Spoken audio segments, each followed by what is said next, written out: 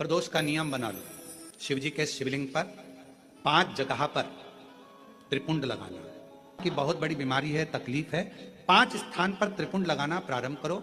पहला, दूसरा, तीसरा, चौथा, पांचवा, अर्थात शिवलिंग के कहीं पर भी भाग पर आप अगर 4 स्थान पर नीचे भी लगाएं और 1 स्थान पर ऊपर भी लगाएं, शिवलिंग के किसी भी भाग पर 5 जगह पर चंदन का लेपन करना प्रारंभ करो। उसी चंदन के भाग में से 5 जगह का नमः शिवाय बोलकर थोड़ा सा चंदन लेकर आइए, कंठ पर और वक्षस्थल अर्थात हृदय पर उसको लगाना प्रारंभ करो। धीरे धीरे धीरे धीरे रोग कंट्रोल में आएगा और दुख मिटना प्रारंभ हो जाएगा। दुख प्रदोष का नियम बना लो।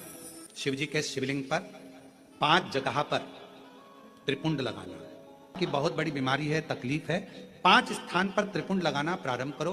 पहला, दूसरा, तीसरा, चौथा, पांचवा, अर्थात शिवलिंग के कहीं पर भी भाग पर स्मरण रखे। जैसे कोई की प्रॉपर्टी है, कोई की जमीन है और वो जमीन तुम्हारी कोई ने कब्जा कर लिया, तुम्हारा नाम नहीं हो पाई, या कोई उसमें लफड़ा हो गया, या तकलीफ आ गई, पैसा उसमें अटक गया, उसके लिए भी कनेर का पुष्प श्रावण महीने के जितने सोमवार आते हैं, रविवारी, सोमवारी और भोमवारी, कौन कौन से बार हो गए?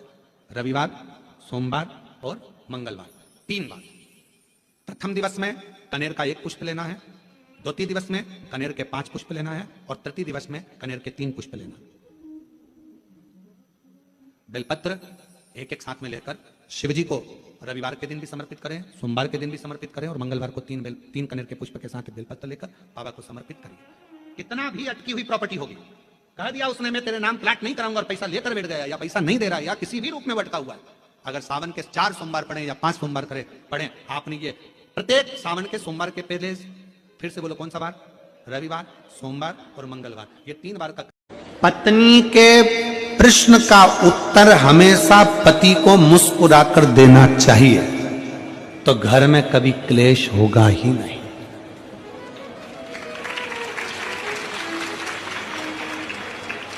जो तुम चिढ़कर बोले वही मुस्कुराकर बोल दिए होते तो शायद विवाद होता ही नहीं। उसने प्रश्न करा और तुमने चिढ़कर उत्तर दिया। क्रोध में चिढ़कर उत्तर तो दोगे ना। मेरे जीजाओं, बिगर उत्तर दिए तुम सही से रह भी नहीं सकते, उत्तर तो तुम दोगे। पर इतना सा निवेदन है मेरे जीजाओं से कि अगर कोई प्रश्न जीजी ने करा है तो उसका उत्तर तो देना है। भले लेट दोगे, बाद में समझाओगे, लड़ाई होने के बाद नॉर्मल होकर उत्तर दोगे, कैसे भी दोगे, पर उत्तर तो तुम दोगे। जैसा भोजन मिले उसकी तारीफ कर कर खाइए। पत्नी जैसा बनाकर दे वैसा प्रेम से पाइए। पत्नी के आगे कभी दूसरे के घर के भोजन की तारीफ मत कर दे, कभी जिंदगी में मत करो।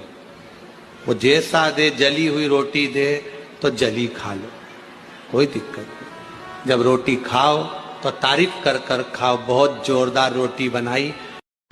जैसा भोजन मिले। और यदि संसार का कोई व्यक्ति अगर मान लो काशी में जाकर सारनाथ भगवान का दर्शन ना कर पावे और उसकी जिंदगी में बहुत कर्जा है, इतना भी धन नहीं है कि काशी जाकर सारनाथ भगवान का दर्शन करे, तो शिव महापुराण की कथा कहती है अगर बन सके तो 5 बेलपत्र, 5 दुर्वा, 5 कनेर का पुष्प, 5 काली तिल हाथ में रखकर सारनाथ भगवान का स्मरण कर कर भगवान शंकर के मंदिर में शिवलिंग पर समर्पित करे और शिवलिंग पर समर्पित कर कर सारनाथ भगवान का स्मरण कर कर लोटा भरकर जल शिव को समर्पित करे। उसी का थोड़ा सा जल झेल कर लेकर आकर अपने घर व्यापार के ऊपर छिड़कना प्रारंभ करे। धीरे धीरे 3 महीना भी नहीं लगेगा, व्यापार वृद्धि करेगा, कर्जा चूकना प्रारंभ हो जाएगा।